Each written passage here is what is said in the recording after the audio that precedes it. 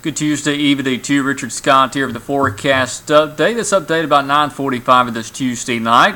Obviously watching Hurricane Michael. This is a developing storm. It is an organizing hurricane.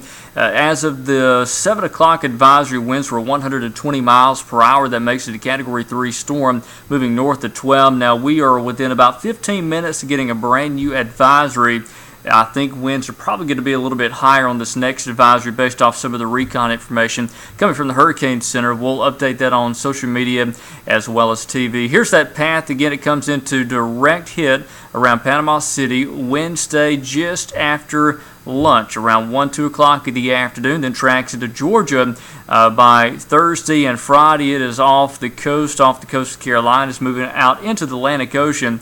So again, that's the fast-moving track of this. Here's simulated radar off the HRRR. Again, heavy rain coming into the Florida Panhandle, including even Baldwin County getting some rainfall by 4 a.m. Notice to go into early afternoon, right around 2 o'clock. There's the eye of the storm, very close to Panama City, if not just a hair to the south. But while the HRRR has this further south, most of the guidance does take this directly over Panama City. But understand there's room for area. It could come in, the eye of the storm we're talking about could come in as far south as Apalachicola, as far west as perhaps Destin. I think that may be pushing it. But keep in mind, the impacts will be very wide across pretty much the entire Florida Panhandle in terms of a damaging hurricane. Here's what we're looking at in terms of wind. Now, there's not going to be any issue of wind across central Alabama. We'll see some winds of 10 to 20 in gusts. And again, that's basically what we saw today and yesterday, so the wind's not going to be a problem. Now, once you go south of Montgomery, winds really pick up down around Dothan. Could see some hurricane force wind gusts, and then you see close to Apalachicola, Panama City, areas like that. We're looking at winds over 100 miles per hour. In terms of storm surge, there will be a surge between Pensacola and Destin of about 2 to 4 feet. Between Destin and Panama City, 6 to 9 feet. Panama City to Apalachicola back towards Cedar Key, 9 to 12 feet of a storm surge. That is very significant. That's going to cause major problems along the coast. So again, if you haven't evacuated, if you're in a coastal city in that zone, you got to do something, because this is a really serious situation for our friends there in the Florida Panhandle. This is a storm that it could be similar to what Hurricane Ivan did to the Alabama Gulf Coast back in 2004, if you remember that. That was the top-end Category 3 at landfall.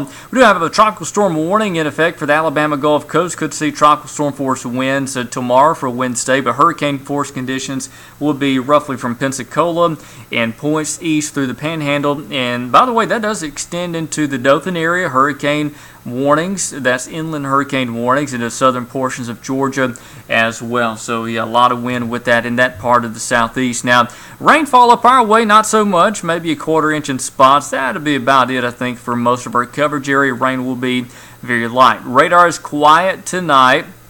Again, we've had some rain over Georgia already, and more rain back to the west. See all the rain back in Arkansas, Louisiana. That's part of a frontal boundary and a trough that's going to kick this storm to the northeast, so that's what will prevent it from coming north towards us.